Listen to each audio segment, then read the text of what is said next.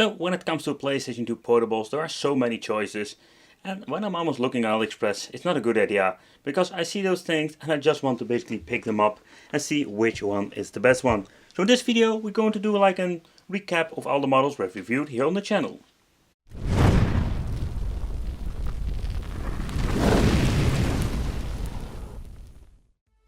Hey guys, welcome back to the channel. It's awesome that you're tuning in. So in the last couple of years I've reviewed a couple of these PlayStation 2 portable devices, and I must say, like, it have let's say an adventure, like a mixed experience when it comes to these devices. Because these things are handmade, and sometimes if you're getting the wrong creator, you're going to get a really crappy product. But in this video already mentioned, I want to check it out like once again, and I just want to see which one is actually the best one. This one I just recently reviewed here on the channel, the latest model, like a really tiny edition. Because when you're looking at the older models, for example the first one I ever reviewed, this bad boy, this thing is 7 inches of fun. But when you're looking further, they did a lot of, let's say, recreation, updates, and still they try to improve this. And take consideration, this is a real PlayStation 2 that they slapped inside a case. Here you can see like this gigantic beast of an handheld. This thing is a portable, or ish. It's not really portable anymore, if you ask me. But then of course we're having like the revisions that we have shown you before here on the channel. But just want to do this ultimate side-by-side comparison, because I just want to know which one is the best one. But if you're thinking getting one, there are some things that you need to know before you're even getting into this rabbit hole. Because oh boy, like the PlayStation 2 portables, there are so many creators of this thing, or actually like a lot of resellers. And when it comes to the quality, oh boy, there are going to be some issues here and then. But you need to take consideration these things are handmade, so this is not like a mass-produced product like an Embernic handheld. And that is also like why these things are so expensive, in combination with all the modifications they need to do for getting a PlayStation 2 Slim inside a handheld. And of course all the components are not for free, because they needed to make a 3D printed case, paint job, get a lot of parts, and do hours and hours of labor or making a device like this. But is it then basically worth your money? Is it something you're just paying or overpaying for? Okay, so let's start with the first one. I must say the first was absolutely not the best, because this thing had some issues that I didn't like. But yeah, again, it's handmade, but still you're paying a lot of money for it, so there's absolutely no excuse. But if you're wondering, like, how bad can it be? So when you take a close look at the device itself, you can see this thing has already like a lot of paint issues. So it was really cool that he asked me like what for color I want, but I was more like, dude, it's not really important like what color. I told him like a million times, give me a good paint job, and this was the final result. Result ending up getting a handheld that had like a very poor paint job. As you can see over here, it didn't even like cover the black shell beneath it.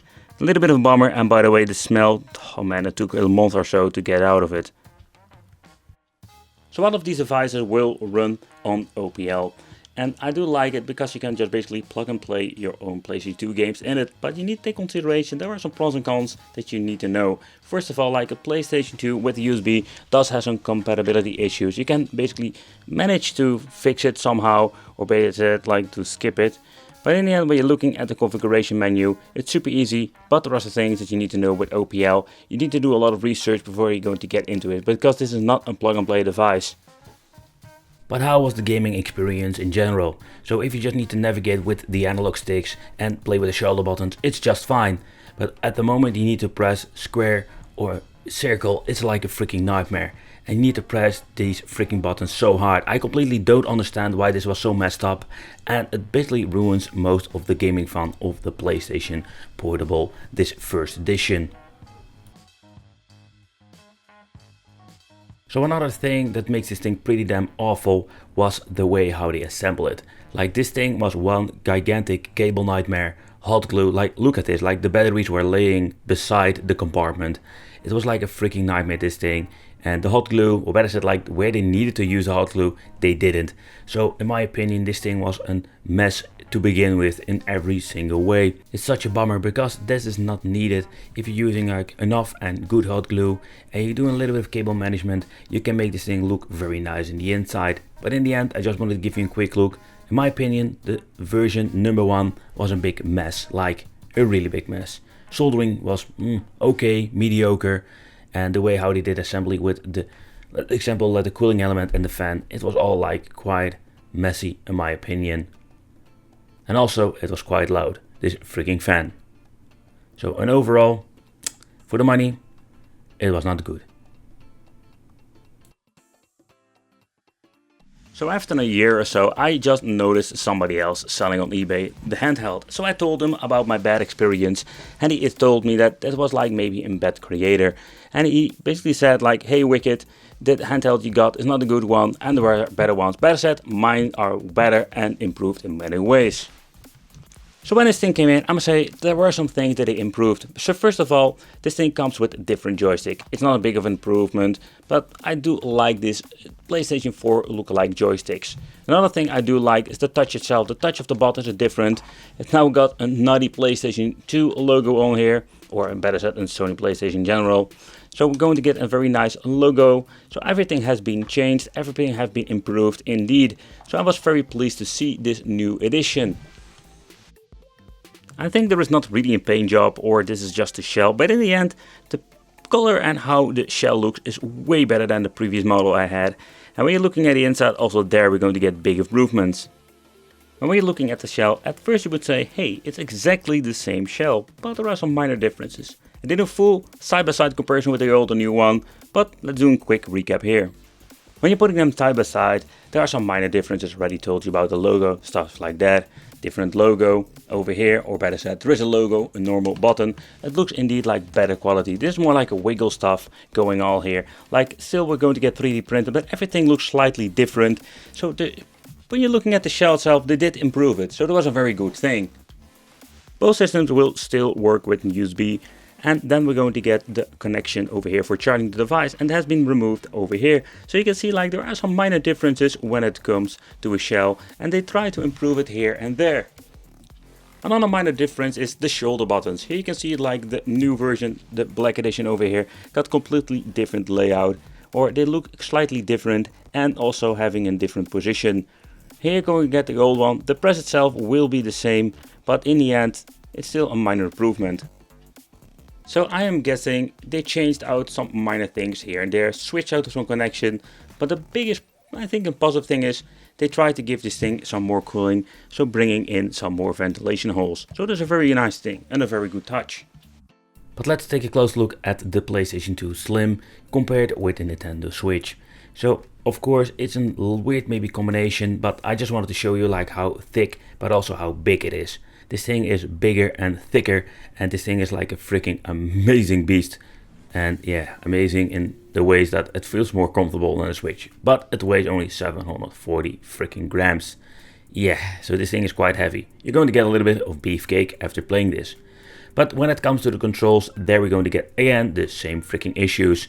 The shoulder buttons are okay, the D-pad is not great because I couldn't get any move out, and the same goes with the normal action buttons. Like the circle didn't even respond, and they still had the same issues. Combination with the joysticks and the shoulder buttons you can play, but it's such a bummer and makes this thing not really great in my opinion, with part of the same issues. So of course they did some minor improvements, but in my opinion that is not good enough. It's not good enough because you cannot play the system that it should be. So it's a little bit of a bummer that it works like this again. So that brings me to this 8-inch beast. Is this thing actually like a handheld? Yeah, I don't know. Like, it's an handheld, you can bring it with you, but is this really portable? I don't know. I don't know really why they made this. I do like this 8-inch display. It looks really cool. And this display is better than all the other ones. But okay, so then we're going to get this 8-inch beast. The paint job itself was not really bad like the white edition I've shown you, but it was between the black one and the white one. And I must say that I was slightly disappointed to see what the quality was of this product. So maybe I'm nitpicking about things, but I think if you're paying a lot of money, stuff like this, what you can see over here, that is not allowed. This thing needs to be flawless. People need to pay a lot of attention to making a beautiful paint job. So this 8-inch beast still uses the USB connection, which you can see over there. And I'm saying still uses because there are even some portable out there that still have the option to use a CF card only. Another really cool feature is that we're going to get an AV output. But yeah, it's cool that it is on it, but I'm more like if you want to play a game like PlayStation 2 games on the television, get yourself a cheap $25 PlayStation 2, then rather buy an expensive portable handheld. Or do I see that wrong? But when you're looking at the handheld itself, the display, In my opinion, this thing is better, way better than the 7-inch. Of course, it's better aspect ratio, and yep, it has a better color and more brightness than the previous 7-inch model we have reviewed here on the channel.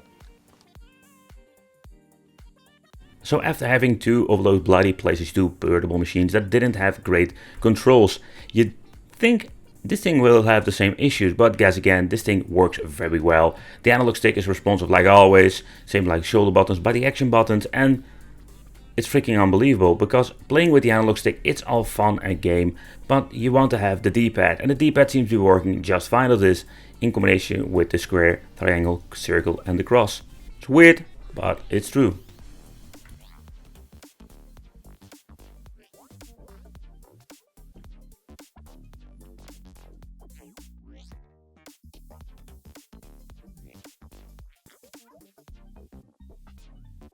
So for measurements, okay, here we're having the 8-inch edition. Here we're going to get the Nintendo Switch. You can see like this thing is gigantic, like absolutely ridiculous. Oh man, like look at this, like the Nintendo Switch fits inside of this console. So let's get ourselves the 7-inch. Because the 7-inch is between these two weird things. And like this 8-inch, I do like it, but then we can make it smaller. Like if you're looking at the 7-inch edition over here, the 8 is like absolutely beefcake. This makes no sense. But how about the inside? Now that is quite simple, because so basically they're using the same 3D buttons, like more the roundish versions, but of course they have more space. I wouldn't say that the board inside is bigger. Wouldn't be surprised that they basically cut it down less. Still got some ribbon cables over here that I need to remove, otherwise I can't open it up. But you can see like they did a lot of improvements. For example, they have brackets for the LCD, they have brackets for the batteries. So they're still improving it. So there are some good things to this. Overall, like it's still Cable Nightmare, but it is way better than the first edition that I've shown you. They also have like special made PCBs that are needed for modifying this. So you can see like they still keep removing a lot of hot glue madness, and they are just replacing it with very nice PCBs. It's still a handmade product. The soldering was very good, and I must say that I was very pleased to see what I'm finding in the inside. Still, there were some things like this that is just wiggling around, like waiting to break off. But yeah, same goes with the main board. They only assemble it with 2 screws because the other one broke off. All these minor things, I'm thinking like, make it right. And if you can screw it inside a freaking case, just freaking hot glue the bloody thing and then make it fit perfectly. But so far, the 8-inch edition, in my opinion, the best of the 3. And I also see like they didn't fit in the ribbon cable over there at the left side, so I need to replace it. So it's not being a very hard job to fix this. But still, it's not perfect, but they are trying to get it better and better every single time. So where all hope was lost for me with the PlayStation 2 portables, out of nothing, the creator came with this thing, the PlayStation 2 Mini X.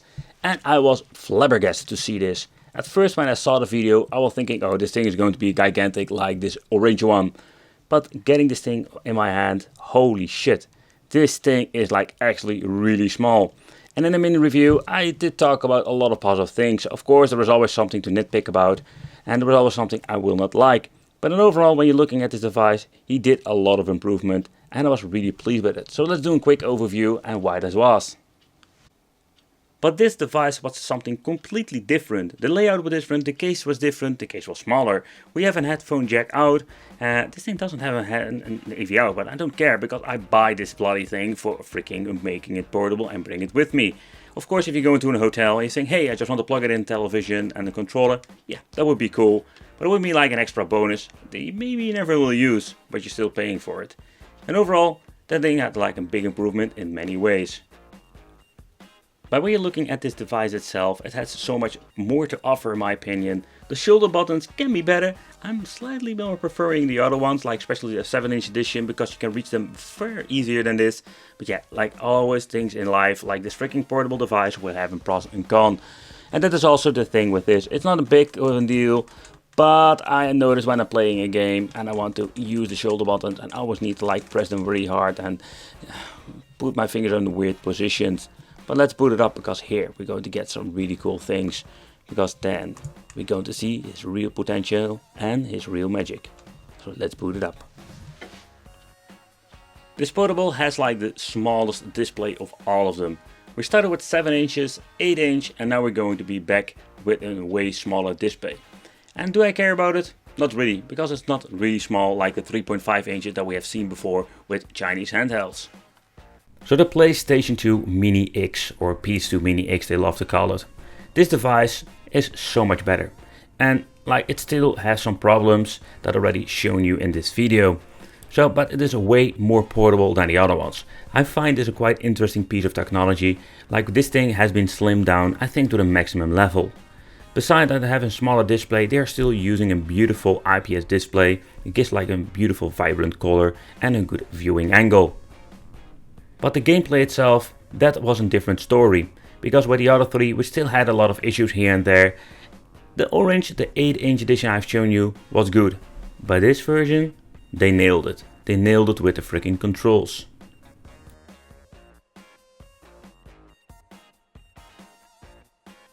Where we had so many issues with the D-pad and the action buttons, we don't have this with the PlayStation 2 Mini. So it seems to be there are creators out there that can manage to make this thing work very well. Also, we can adjust the volume, like everything works like it should be. And I was really happy to see this piece of hardware in my hands and to play with it. I can see myself bringing this device. It's still kind of bulky, but you can still play it. It's really portable. You can play it for a couple of hours. And the analog stick, it's slightly placed differently, the way I don't like, but it's more like a personal preference. I do like the D-pad and action buttons, and playing some games on it was absolutely amazing. The shoulder buttons, on the other hand, was not a big fan. I already mentioned it a couple of times, but still, in my opinion, this was the best experience I had with the PlayStation 2 Portable.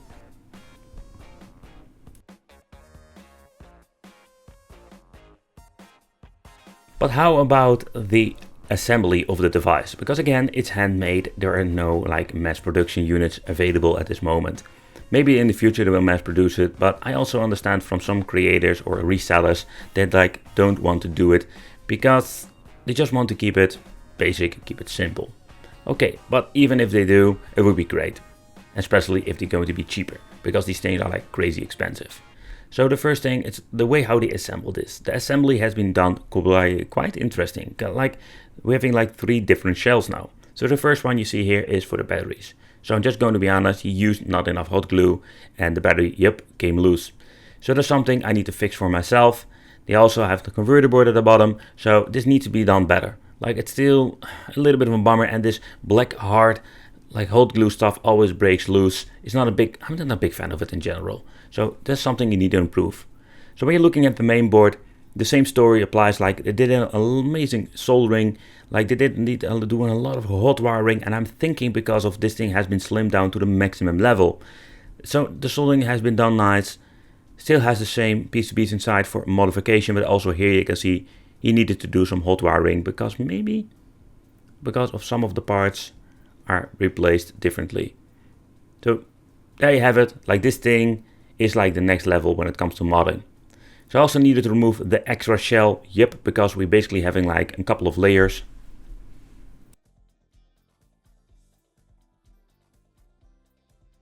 So this piece of hardware have different PCB boards inside. So this thing has been assembled completely different compared with the other 3 we've reviewed here on the channel. So I must say that when you're looking at this is just something I think that's just the next level when it comes to assembly. The board is basically loose in the middle shell, but it will be clamped down when putting it together. So that is not a big of a deal. But again, I found it very fascinating to see what they can make with some old school PlayStation 2 parts and new PCBs. Okay guys, so this is the overview of the PlayStation 2 portable devices I've reviewed and which one I have. Because when you're looking at the devices, there are so many of these freaking things out there.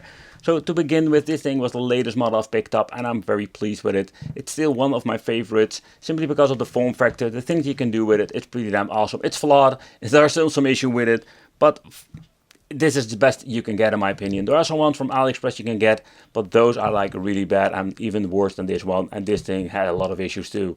I want to thank you for watching. Consider subscribing and let me know in the comments which one do you like. And it would be great to see you in the next video. So subscribe, hit that little bell, give this video a like, and I will see you in the next video.